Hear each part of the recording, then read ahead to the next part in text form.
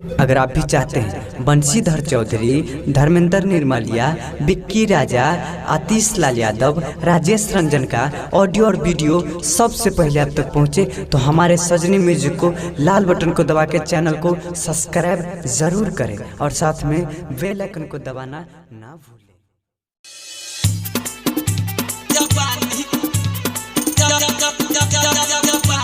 DJ मुन्ना राज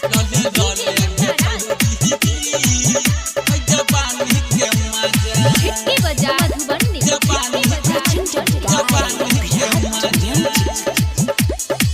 बजे DJ कमर हिलाइले, बजे डीजे कमर हिलाइले, उठा के अपन सजा लले लले के छौरी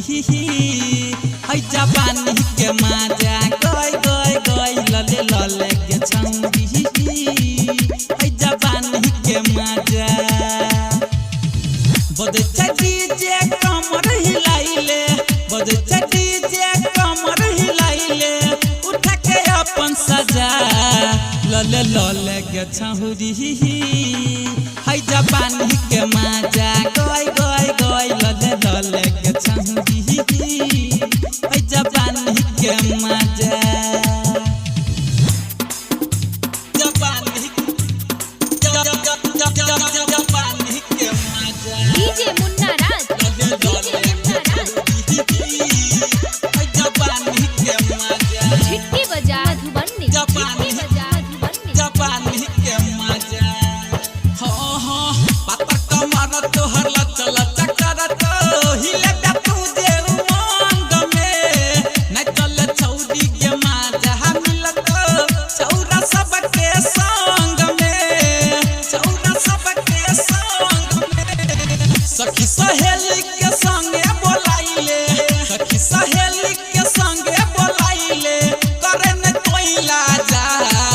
लले लले के छौरी लले लले लले गय जवानी के मजा गय गय गय लले लले के छौरी है जवानी के मजा जवानी जवानी के मजा डीजे मुन्ना राज जवानी के मजा झिटकी बजा मधुबनी जवानी के मजा हाँ हाँ तोरे पसंद के गाना के छौरी जब हम बजाई देबो नचबे नहीं जे अन्हार में तू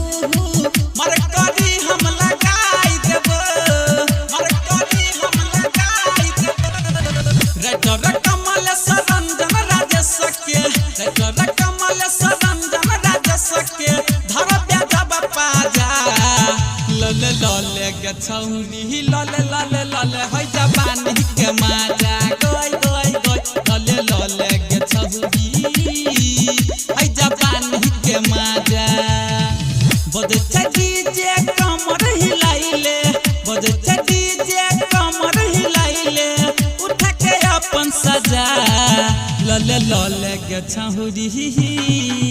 है जवानी के मजा गय गय गय लले लले के छौरी